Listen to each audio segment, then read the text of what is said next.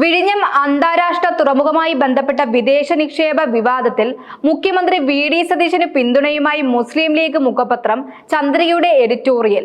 വിഴിഞ്ഞം വിഷയത്തിൽ CPM-ന്റെയും ഇടതുമുന്നണിയുടെയും നിലപാട് മാറിമറിയുമെന്ന ആരോപണമാണ് എഡിറ്റോറിയൽ ഉയരുന്നത്.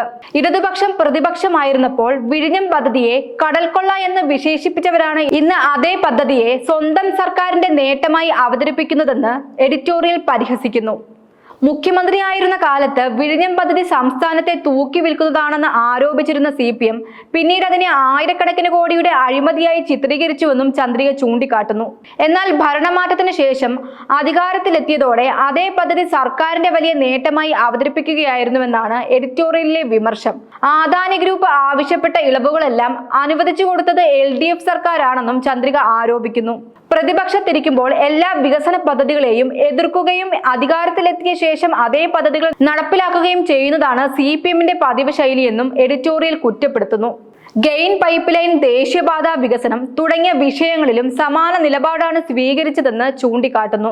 വിഴിഞ്ഞം തുറമുഖത്തിലെ ഓഹരി MSCക്ക് കൈമാറുന്ന വിവരം പുറത്തു വന്നപ്പോൾ ആദ്യം അതിനെതിരെ പ്രതികരിക്കാൻ ശ്രമിച്ച ദേശാഭിമാനി പിന്നീട് മുഖ്യമന്ത്രിയുടെ നിലപാടിനനുസരിച്ച് നിലപാട് മാറ്റിയെന്ന വിമർശനവും എഡിറ്റോറിയലിലുണ്ട്.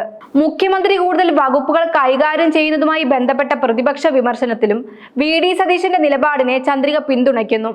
കാര്യക്ഷമതയുള്ളവർക്ക് എത്ര വകുപ്പുകൾ വേണമെങ്കിലും കൈകാര്യം ചെയ്യാൻ കഴിയുമെന്നും മുൻ മുഖ്യമന്ത്രി പിണറായി വിജയന് ജനങ്ങൾക്ക് മുന്നിൽ അവതരിപ്പിക്കാൻ PR ഏജൻസികളുടെ സഹായം ആവശ്യമായിരുന്നുവെന്നും നിലവിലെ മുഖ്യമന്ത്രിക്ക് അത്തരമൊരു സഹായം ആവശ്യമില്ലെന്നും എഡിറ്റോറിയലിൽ പരാമർശിക്കുന്നു.